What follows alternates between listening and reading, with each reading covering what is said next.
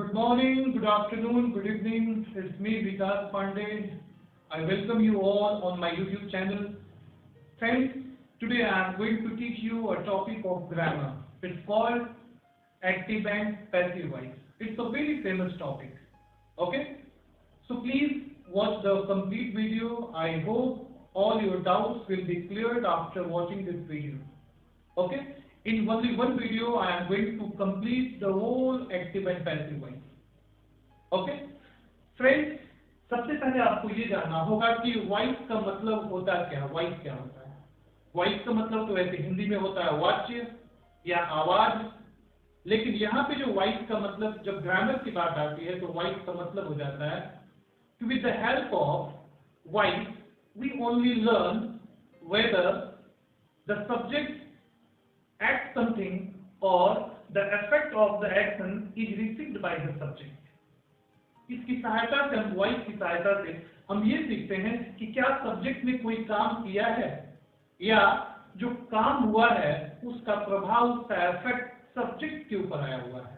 हमें ये एक्टिव और पैसिव वॉइस की सहायता से सीखना होता है। सो फ्रेंड्स, अब मैं आपको बताने वाला हूं कि एक्टिव और पैसिव वॉइस में अंतर क्या है, डिफरेंस क्या है। ओके, सबसे पहले आपका है active voice. When a subject act the sentence is said to be in active voice.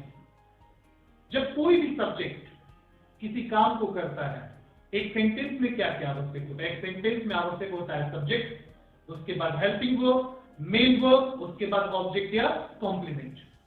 ये सारी चीजें बहुत आवश्यक होती हैं। ओके, तो अगर सब्जेक्ट जो है अगर किसी काम को परफॉर्म करता है, किसी एक्शन को करता है, तो वो होता है एक्टिव वॉइस। जैसे एग्जांपल में ही राइट्स ए लेटर, यहां पे सब्जेक्ट आपका ही है, ही काम करता है। क्या काम करता है? वो लेटर लिखता है, ये हुआ आपका एक्टिव वॉइस। दूसरा आपका है she is doing her homework, वो अपना होमवर्क कर रही है। यहां पे सब्जेक्ट आपका है शी और क्या काम कर रही है? वो अपना होमवर्क कर रही है, ये हो गया आपका एक्टिव वॉइस। यहाँ पे इन दोनों सेंटेंसेस में जो सब्जेक्ट आपके ही और शी हैं, ये दोनों आपको ऐसे दिख रहे हैं जैसे ये किसी काम को कर रहे हैं, किसी काम को अंजाम दे रहे हैं। ओके, पैसिव वॉइस में क्या होता है कि when the effect of action is received by the subjective object the sentence is said to be into passive voice. अब यहाँ पे दोस्तों अंतर क्या है पैसिव में? पैसिव अंतर ये है कि यहाँ पे सब्जेक्ट काम नहीं कर रहा है, बल्कि यहाँ जो सब्जेक्टिव ऑब्जेक्ट है वो काम नहीं कर रहा है। कुल मिलाकर वो सब्जेक्ट ही है। सब्जेक्टिव ऑब्जेक्ट मतलब सब्जेक्ट ही है। कुल मिलाकर सब्जेक्ट काम नहीं कर रहा है, बल्कि जो एक्शन का जो इफेक्ट है उसके ऊपर आ रहा है। It is receiving only the effect of the action, it's not doing the work. Please keep in your mind the difference between active and passive voice. In active voice the subject is doing something, but in passive voice the effect of the action is being received by the subject. The example is here, a letter is written by him. उसके द्वारा एक letter लिखा जाता है, उसके द्वारा एक letter लिखा जाता है। यहाँ पे सेंटेंस में आपका जो सब्जेक्ट के रूप में जो आपका ये सब्जेक्टिव ऑब्जेक्ट है, ये क्या है? A letter. ए लेटर, यहाँ पे लेटर कोई काम नहीं कर रहा है, बल्कि उसको लिखा जाता है, बस इसके द्वारा, बाय हिम। ओके, उसके बाद है her homework is being done by हर, उसका गृह कार्य, उसका होमवर्क उसके द्वारा किया जा रहा है। यहाँ पे भी हर होमवर्क आपका सब्जेक्टिव ऑब्जेक्ट है और ये कोई काम नहीं कर रहा है, बल्कि इसके ऊपर ये काम के इफेक्ट को रिसीव कर रहा है, ये हुआ आपको passive voice. So friends, now I am going to tell you about the verb form. You know, in a sentence either it's a tense और एक्टिव और passive voice, the verb form is very important. Okay, आपको ये जानना होगा कि verb form passive में किस tense का क्या होता है। सबसे पहले मैं आपको बताने वाला हूँ टेंस के विषय में कि किस टेंस के लिए कौन सा आपका verb का फॉर्म पैसिव के लिए यूज किया जाएगा। Okay, so let's watch that now. Now I am going to tell you about the verb form of all the tenses in passive voice. Okay? Friends, active से passive में कभी भी sentence को change करने के लिए आपको काम क्या करना होगा कि आपको ये पता होना चाहिए कि एक्टिव वॉइस में किसी भी टेंस में सब्जेक्ट का हेल्पिंग, किस टेंस का हेल्पिंग वर्ब और मेन वर्ब क्या होता है। यानी कि आपको टेंस के, सारे टेंस के हेल्पिंग वर्ब, मेन वर्ब पता होना चाहिए। आप सेंटेंस को पहचान सके कि जो सेंटेंस हमारे सामने है वो किस टेंस का है, क्योंकि उस टेंस के हिसाब से ही पैसिव वॉइस का वर्ब फॉर्म बदल जाता है। मैं यहाँ पे दोस्तों आपको केवल ये बताने वाला हूं कि पैसिव वॉइस में सभी टेंसेस के वर्ब फॉर्म, हेल्पिंग वर्ब और मेन वर्ब फॉर्म क्या लगाया जाता है। ओके, सो आइए देखते हैं। सबसे पहले आपको ये देखिए, आपको 3 टेंसेस होते हैं, प्रेजेंट, पास्ट और फ्यूचर टेंस। ओके, और हर टेंस का आपके काइंड्स अगर उनको डिवाइड करें एक टेंस को आप, तो 4 काइंड्स, इंडेफिनिट या सिंपल कह सकते हैं, continuous, perfect and perfect continuous. Okay, ये आपके 4 अलग अलग पार्ट्स आपके हो जाते हैं हर एक टेंस के। ओके, सबसे पहले आइए देखते हैं इंडेफिनिट से। ओके, इंडेफिनिट से देखते हैं। इंडेफिनिट में आपको प्रेजेंट इंडेफिनिट के इज, एम, और वर्ब, मेन वर्ब का थर्ड फॉर्म यूज किया जाता है। पास्ट इंडेफिनिट में फ्रेंड्स, वाज या वर में से कोई एक लिखा जाएगा, उसके बाद मेन वर्ब का थर्ड फॉर्म लिखा जाएगा। ओके, ये तो फ्रेंड्स आप लोगों को पता होगा कि सिंगुलर के लिए आप वाज का यूज करते हैं सिंगुलर सब्जेक्ट के लिए, और प्लूरल के लिए आई, वी, यू, दे के लिए आप यूज करते हैं वर। ओके, इसके बाद आप देखते हैं फ्यूचर इंडेफिनिट का, शैल या विल में से कोई एक आप यूज करेंगे एज ए हेल्पिंग वर्ब, उसके बाद बी लगाएंगे, उसके बाद मेन वर्ब का थर्ड फॉर्म यूज किया जाता है। ओके, फर्स्ट पर्सन के लिए शैल और सेकेंड और थर्ड पर्सन के लिए आप यूज करते हैं विल। ओके, इसके बाद देखिए आपका कॉन्टिन्यूअस फॉर्म है कि कॉन्टिन्यूअस में फॉर्म के लिए सभी टेंसेस में क्या हेल्पिंग वर्ब और क्या मेन वर्ब का यूज हम लोग कर सकते हैं। यहां पे सबसे पहले आपका आता है प्रेजेंट कॉन्टिन्यूअस का। प्रेजेंट कॉन्टिन्यूअस में आप क्या लिखोगे, इज, एम, आर में से कोई एक लिखोगे, उसके बाद बीइंग, उसके बाद मेन वर्ब का थर्ड फॉर्म लिखा जाता है। ओके, पास्ट कॉन्टिन्यूअस में वाज या वर में से कोई एक, उसके बाद बीइंग और मेन वर्ब का थर्ड फॉर्म लिखा जाता है। फ्रेंड्स, फ्यूचर कॉन्टिन्यूअस का पैसिव वॉइस नहीं होता है। कुछ बुक्स में आपको ऐसा हो सकता है दिया हो कि हाँ ऐसा होता है, लेकिन बहुत कम ही ऐसे बुक्स होंगे जिसमें ऐसा आपको मिले, वरना फ्यूचर कॉन्टिन्यूअस का पैसिव वॉइस नहीं होता है। इसके बाद परफेक्ट में आपको है, प्रेजेंट परफेक्ट के लिए हैज या हैव में से कोई एक, यानी हैज आपको लगता है ही, शी, इट या सिंगुलर सब्जेक्ट के लिए, हैव लगता है आई, वी, यू, दे या प्लूरल सब्जेक्ट के लिए, उसके बाद बीइंग, उसके बाद मेन वर्ब का थर्ड फॉर्म यूज किया जाता है। पास्ट परफेक्ट में friends had been plus main verb का थर्ड फॉर्म यूज किया जाएगा। फ्यूचर इंडेफिनिट, फ्यूचर परफेक्ट के लिए आप यूज करेंगे शैल या विल में से कोई एक, उसके बाद हैव बीन और मेन वर्ब का थर्ड फॉर्म। परफेक्ट कॉन्टिन्यूअस में तीनों ही टेंसेस के परफेक्ट कॉन्टिन्यूअस टेंस हम लोग नहीं बनाते हैं उसको पैसिव वॉइस में। ओके फ्रेंड्स, एक चीज आप लोग को इसमें कॉमन देखा होगा, वो है मेन वर्ब का थर्ड फॉर्म। सभी टेंसेस के लिए पैसिव वॉइस में मेन वर्ब का थर्ड फॉर्म का ही यूज किया जाता है। अगर आपको याद करना है तो इसको याद करना बहुत ही आसान है। अगर आप ऐसे याद कर लें कि is, am, are, shall, be, will be. Okay, is, am, are, being, was, were, being. Okay, has, have, been, had been, shall have been या will have been। Main verb to का आपको चाहे किसी भी टेंस का sentence हो, main verb का third form आप यूज करने वाले हैं पैसिव वॉइस में। ओके, अगर मैं आपको एक्टिव वॉइस में अगर कहूं, अगर इन सारे टेंसेस का अगर मैं एक्टिव वॉइस में यानी कि टेंस में अगर मैं आपको बताऊं मेन वर्ब के मेन फॉर्म के लिए, तो आपने टेंस में यूज किया होगा। प्रेजेंट इंडेफिनिट में आप यूज क्या करते हैं, प्रेजेंट इंडेफिनिट में आप यूज करते हैं मेन वर्ब का फर्स्ट फॉर्म, वहां पे इज, एम, आर तो लगता है नहीं। ओके, उसके बाद पास्ट इंडेफिनिट में आप मेन वर्ब का सेकेंड फॉर्म यूज करते हैं। असर्टिव की मैं बात कर रहा हूं, मेन वर्ब का सेकेंड फॉर्म यूज करते हैं। फ्यूचर इंडेफिनिट में शैल या विल में से कोई एक यूज करते हैं और मेन वर्ब का फर्स्ट फॉर्म आप यूज करते हैं। ये हुआ इंडेफिनिट का। कॉन्टिन्यूअस में अगर आप जाएं तो is, am, are plus verb ING आप यूज करते हैं प्रेजेंट कॉन्टिन्यूअस में। पास्ट कॉन्टिन्यूअस में वाज या वर में से कोई एक आप लिखते हैं, मेन वर्ब का आईएनजी फॉर्म लिखा जाता है। फ्यूचर कॉन्टिन्यूअस में शैल या विल बी प्लस वर्ब में आईएनजी फॉर्म यूज किया जाता है। बात आती है परफेक्ट फॉर्म की, तो परफेक्ट फॉर्म में आप यूज करते हैं हैज या हैव प्लस मेन वर्ब का थर्ड फॉर्म परफेक्ट। ओके, इसके बाद पास्ट परफेक्ट के लिए आप यूज करते हैं हैड प्लस मेन वर्ब का थर्ड फॉर्म। फ्यूचर परफेक्ट में शैल या विल में से कोई एक, उसके बाद से हैव और मेन वर्ब का third form. Okay, perfect continuous में अगर आप जाएं तो फ्रेंड्स वहां पे has been have been plus main verb में आईएनजी, यहां पे had been plus main verb में आईएनजी, इसके बाद shall have been will have been plus main verb में आईएनजी फॉर्म यूज किया जाता है। फ्रेंड्स मैं यहां पे केवल आपको हेल्पिंग वर्ब और मेन वर्ब की बात मैंने आपको बताया सभी टेंसेस का, तो वो अभी सभी आपके होते हैं एक्टिव वॉइस के लिए यानी कि सारे टेंस के लिए, और यहाँ जो मैंने यहाँ पे लिखा हुआ है ये सभी आपके पैसिव वॉइस के वर्ब फॉर्म होते हैं।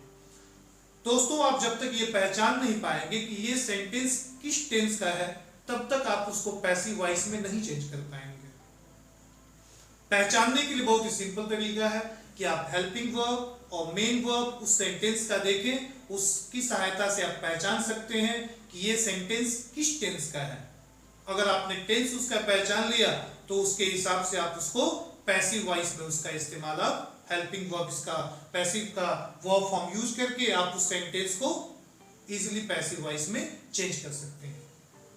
ओके फ्रेंड्स, कुछ ऐसे और नियम हैं और कुछ बाकी इन सभी टेंसेस के सेंटेंसेस कैसे आप पैसिव वॉइस में चेंज करने वाले हैं फ्रेंड्स, मैं अभी आपको वो बताने वाला हूं। ओके सो चलिए देखते हैं कुछ अन्य और नियम और उसके साथ ही साथ कैसे हम एक्टिव से पैसिव में इन सभी तरह के सेंटेंसेस को चेंज कर सकते हैं। सो फ्रेंड्स, कभी भी किसी सेंटेंस को एक्टिव से पैसिव में अगर आपको चेंज करना है, कुछ ऐसे पॉइंट्स हैं जो कि आपको हमेशा याद रखने होंगे। ओके, पहला पॉइंट नंबर 1 पे आते हैं। Only transitive verb is changed into passive voice. अगर एक्टिव से पैसिव में सेंटेंस को आपको चेंज करना है तो आपको ये ध्यान देना होगा कि सेंटेंस आपका वर्ब जो है उस सेंटेंस का वो ट्रांजिटिव वर्ब होना चाहिए, means verb with an object. In transitive verb को पैसिव वॉइस में नहीं बदला जाता है। अगला पॉइंट ये काम करना होगा कि subject and object are replaced to each other while changing from active to passive voice. Okay, कभी भी सेंटेंस को एक्टिव वॉइस से पैसिव वॉइस में ट्रांसफॉर्म करने के लिए आपको सब्जेक्ट को ऑब्जेक्ट से और ऑब्जेक्ट को सब्जेक्ट से आप एक दूसरे से रिप्लेस कर देंगे। ओके, अगला काम अगर आप मान लो अगर आप सब्जेक्ट और ऑब्जेक्ट को रिप्लेस कर रहे हैं दूसरे से तो आपको वहां पे प्रोनाउन को चेंज करने की आवश्यकता होगी। अगर आपको प्रोनाउंस को चेंज करना है तो प्रोनाउंस को चेंज करने के लिए आपका सब्जेक्टिव केस है, ये रहा आपका ऑब्जेक्टिव केस। अगर आई है, अगर आई को आप एज एन ऑब्जेक्ट यूज करना चाहते हो उसको, तो आपको वहां पे मी लिखना होगा। वी के लिए अस लिखना होगा। यू का आप सेम यू लिखते हैं। दे के लिए देम लिखा जाता है। ही के लिए हिम लिखा जाता है। शी के लिए हर लिखा जाता है। इट के लिए सेम आप इट लिखते हैं। ओके, सो फ्रेंड्स, अभी मैं आपको अब बताने वाला हूं कि कैसे किसी सेंटेंस को एक्टिव से पैसिव में आप चेंज करते हैं। ओके, अगर आपका सेंटेंस सिंपल है, अगर आपका असर्टिव सेंटेंस है, सिंपल सेंटेंस है, अफर्मेटिव सेंटेंस है, तो उसके लिए क्या करना होता है? सबसे पहले आप लिखते हैं सब्जेक्ट। एक्टिव से पैसिव में अगर आपको चेंज करना है सबसे पहले आपको लिखना होता है ऑब्जेक्ट। जो भी उस सेंटेंस का ऑब्जेक्ट है उसे आप सबसे पहले यूज करिए। ओके, मैं यहां पे ऑब्जेक्ट इसलिए लिख रहा हूं क्योंकि आपको ऑब्जेक्ट छांट करके आपको यहां सबसे पहले उसमें से स्टार्टिंग में लिखना होगा। ओके, हालांकि वो अब सब्जेक्ट बन जाएगा, वो सिर्फ कहते हैं subjective object, that is called subjective object. Okay, इसके बाद जो भी टेंस है उसका आप हेल्पिंग वर्ब यूज करते हैं।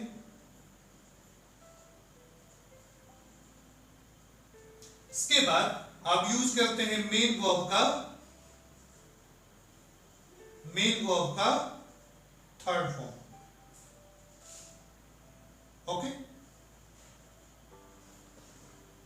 ये आपको होता है। उसके बाद आप लिखते हैं बाई का यूज करते हैं। इसके बाद आप लिखते हैं सब्जेक्ट जो उसमें हो है उसका इस्तेमाल आप सबसे आखिरी में कर देते हैं। इस फॉर्मेट पे किसी भी अफर्मेटिव सेंटेंस को आप एक्टिव से पैसिव में चेंज कर सकते हैं। सबसे पहले ऑब्जेक्ट आप लिखेंगे, उसके बाद जो भी उसका हेल्पिंग वर्ब है वो लिखेंगे, इसके बाद मेन वर्ब का थर्ड फॉर्म लिखा जाएगा, उसके बाद बाई का यूज करते हैं, उसके बाद सब्जेक्ट का यूज करते हैं। फ्रेंड्स, इसमें ऐसा होता है कुछ ऐसे वर्ब आपको मिल सकते हैं जहां पे आप बाई का इस्तेमाल ना करके बल्कि ऑफ का इस्तेमाल करते हैं। ओके, अब मैं आपको कुछ सेंटेंसेस चेंज करके अभी आपको बताने वाला हूं कि कैसे आप एक सेंटेंस को जो कि किसी टेंस का है उसको एक्टिव से पैसिव में कैसे चेंज करते हैं।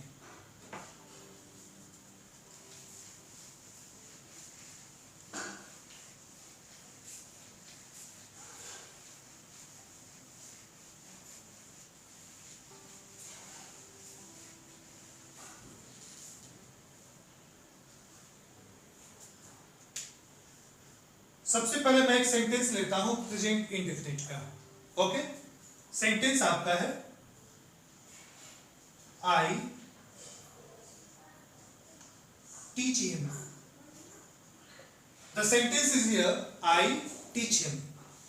ये आपका सेंटेंस प्रेजेंट इंडेफिनिट का है और आप उसे कैसे पहचान सकते हैं? आप पहचान सकते हैं मेन वर्ब की सहायता से। जो मेन वर्ब आपको जो लिखा गया है यहाँ पे टीच लिखा गया है और जो मेन वर्ब का फर्स्ट फॉर्म होता है वो केवल प्रेजेंट इंडेफिनिट टेंस में यूज होता है। ओके, इसको पैसिव में करना है तो मैंने दोस्तों अभी पहले आपको क्या बताया, सबसे पहले आपको ऑब्जेक्ट को सब्जेक्ट के स्थान पे लिखना होगा। तो हिम को सबसे पहले आपको लिखना होगा। आपने लिखा तो हिम का जब सब्जेक्ट के रूप में यूज करोगे आप तो हो जाएगा ही। इसके बाद आपको इज या एम या आर में से कोई एक लिखना होगा, वो आपको ही के हिसाब से। ही के साथ हमेशा आप लिख यूज करते हैं इज, हमने यूज किया यहां पे इज। ओके, मेन वर्ब का थर्ड फॉर्म यानी कि टीच का थर्ड फॉर्म होता है टॉट।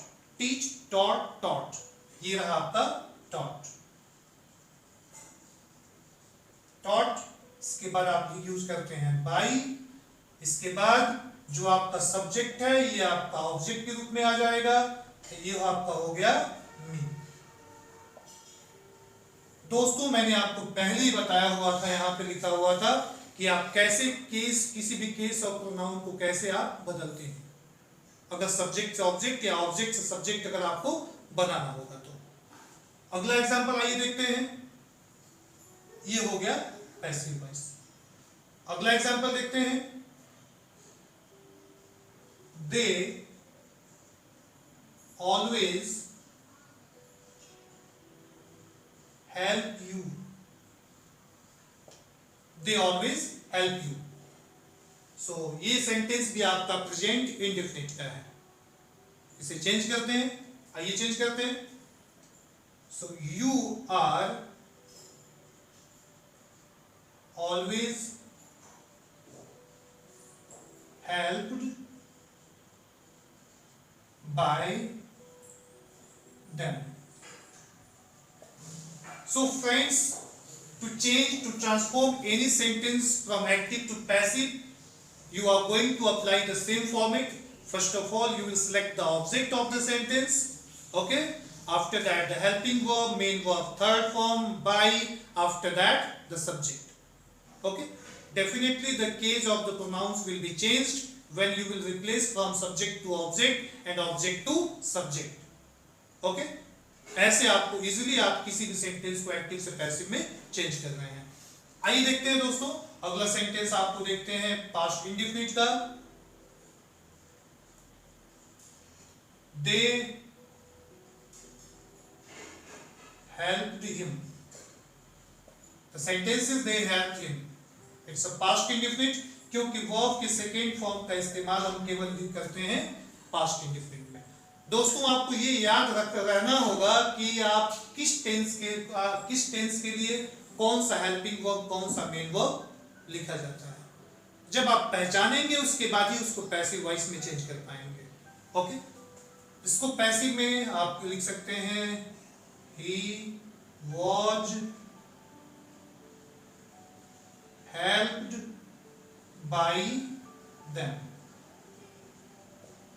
ओके, अगला सेंटेंस देखते हैं प्रेजेंट कॉन्टिन्यूअस का। She is preparing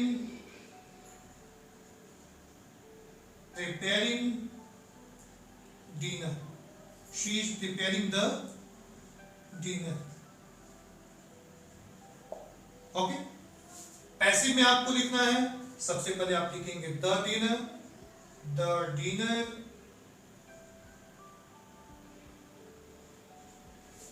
is being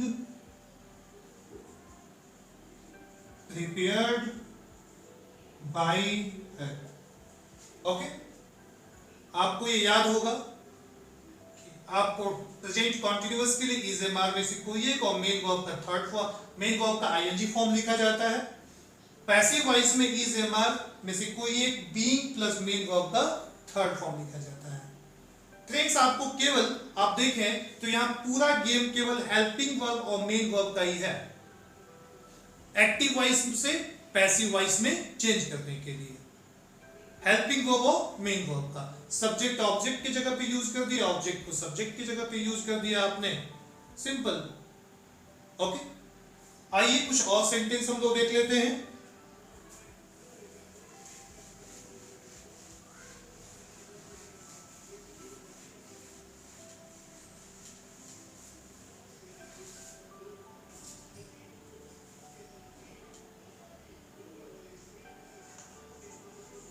They have watched this movie। Yes, they have watched Bahubali। Okay, they have watched this movie। It's a present perfect tense। So to change into passive, you can write here this movie has been watched by them। Okay, let's see another sentence। they will have done this work। now to change into passive, you can write here this work will have been done by them। Okay, एक और sentence देखते हैं।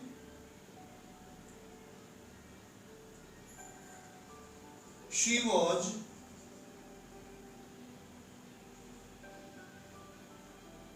was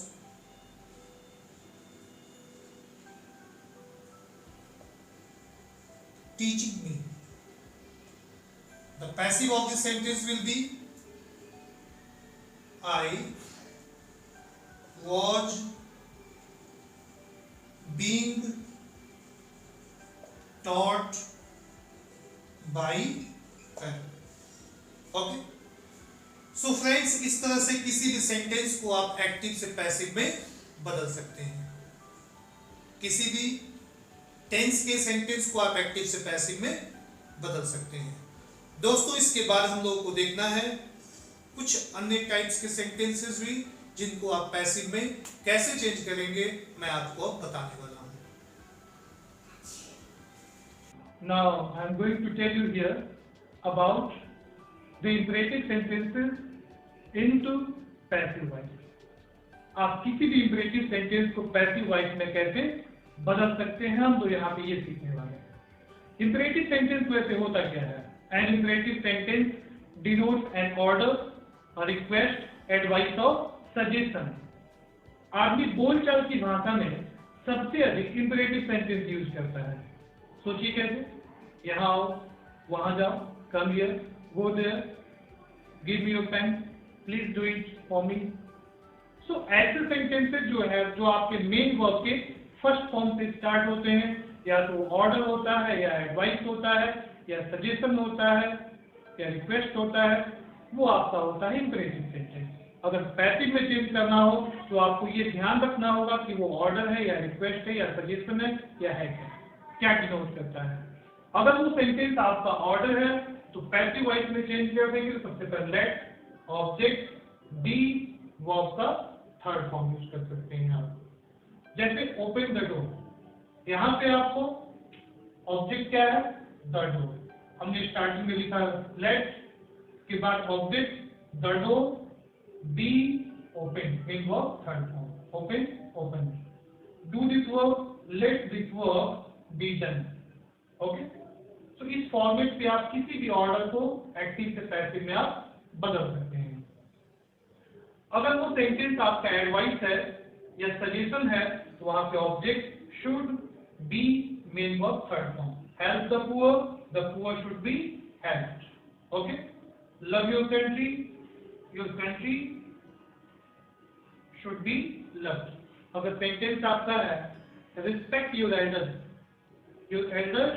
should be respected, it will be into passive voice। इसके बाद अगर sentence आपका request है तो आप कोई भी इंपरेटिव सेंटेंस प्लीज या काइंडली की सहायता से आप लिखते हैं तो वो होता है इंपरेटिव सेंटेंस।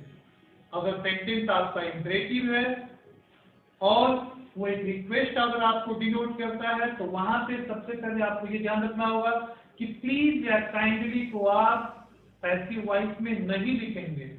प्लीज या काइंडली की जगह पे आप क्या लिखेंगे? You are requested to. You are requested to लिखने के बाद जो आपका बचा हुआ जो पार्ट है उसको उसके बाद ऐड कर देंगे। वो एक्टिव से पैसिव में वो सेंटेंस आपका चेंज हो जाएगा, ट्रांसफॉर्म हो जाएगा। जैसे आपका सेंटेंस है प्लीज डू इट, तो you are requested to do it. Okay, please come here, you are requested to come here. Please go there, you are requested to go there. Please help me, you are requested to help me। So इस तरीके से आप request वाले sentence को active से passive में बदल सकते हैं। इसके बाद आती है बात इंट्रांजिटिव वर्ब की, यानी ऐसे वर्ब आपको मिले जिसका ऑब्जेक्ट नहीं है। ऑब्जेक्ट आपको डेफिनेट कोई ऑब्जेक्ट न मिलता हो तो वहां से पैसिव वॉइस में चेंज करने के लिए आप लिखेंगे यू आर ऑर्डर्ड टू, और बाकी जो रिमेनिंग पार्ट जो सेंटेंस का है आप सेम इसको कॉपी कर देंगे। जैसे स्टैंड अप, हमने लिखा you are ordered to stand up. Okay, so friends इस तरीके से मैंने आपको बताया कि किसी भी इंपरेटिव सेंटेंस को कैसे आप एक्टिव से पैसिव में बदल सकते हैं। दोस्तों वीडियो काफी लंबा ना हो जाए इसलिए मैं पूरा प्रयास करता हूं कि जितना हो सके शॉर्ट में आपको मैं पॉइंट वो आपको रूल बता सकूं, समझा सकूं। इस टॉपिक का यानी एक्टिव से पैसिव वॉइस का इकलौता और टॉपिक बचा हुआ है, पॉइंट बचा हुआ है, वो है आपको मॉडल वर्ब के लिए, कि मॉडल वर्ब के साथ कैसे हम पैसिव वॉइस में बदलेंगे सेंटेंस को। तो आइए देखते हैं मॉडल वर्ब के साथ पैसिव वॉइस कैसे चेंज किया जाए।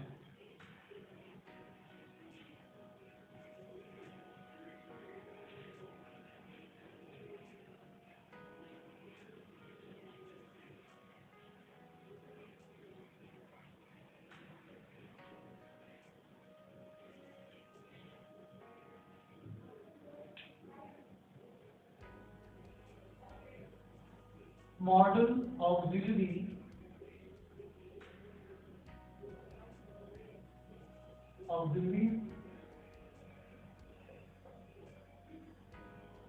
पैसिव। ओके, फ्रेंड्स आपको मॉडल ऑक्सिलरी पता होगा, shall, will, can, could, may, might, must, should, could, ought, to, need, ये सभी आपके मॉडल वर्ब्स होते हैं, मॉडल ऑक्सिलरीज होते हैं। अगर किसी सेंटेंस में अगर आपको यूज मॉडल ऑक्सिलरी का हुआ है, उसको आपको पैसिव में चेंज करना है, तो सबसे पहले आप यूज करेंगे उसका ऑब्जेक्ट, के बाद आप लिखेंगे सेम मॉडल ऑक्सिलरी को या मॉडल वर्ब को आप कॉपी कर देंगे, के बाद आप लिखेंगे, यूज करेंगे बीज, के बाद मेन वर्ब का थर्ड फॉर्म, के बाद बाई प्लस व्हाटएवर। एग्जाम्पल के लिए आप लिख सकते हैं, आइए एग्जाम्पल देखते हैं। सेंटेंस आपका है you can do it, you can do it.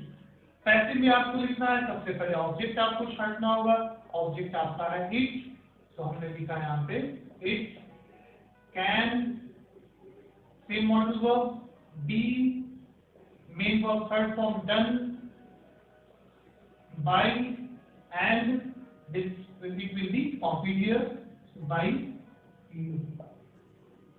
Okay, it can be done by you. So we have used here plus by mistake. Okay, see another example.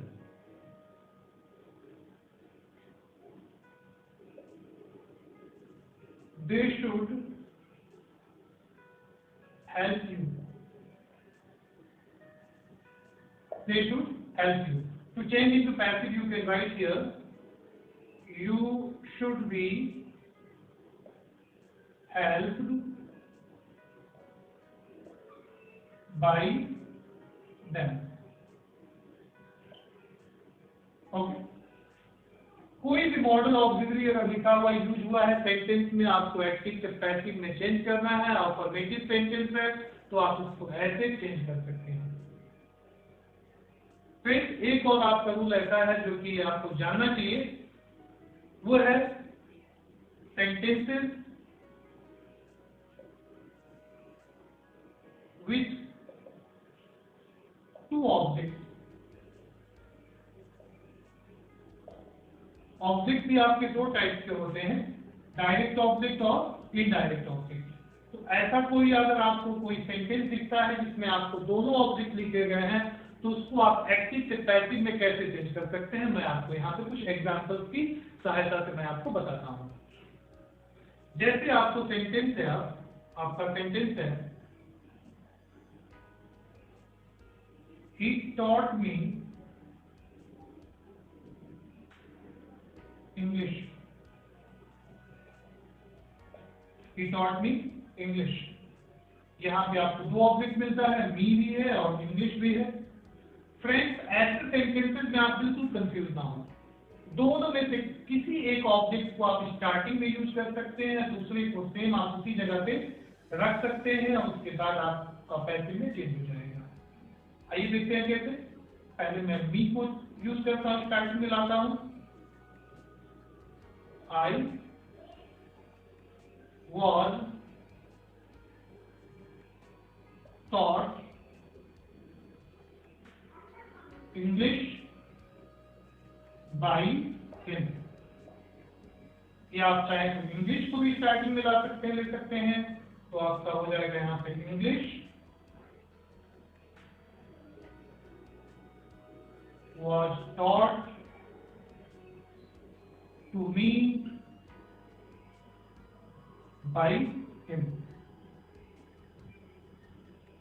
So friends, in this way you can change a sentence which has two objects also. Okay? So friends, now I hope you all would have no doubt now about this topic, how you can change a sentence from active to passive।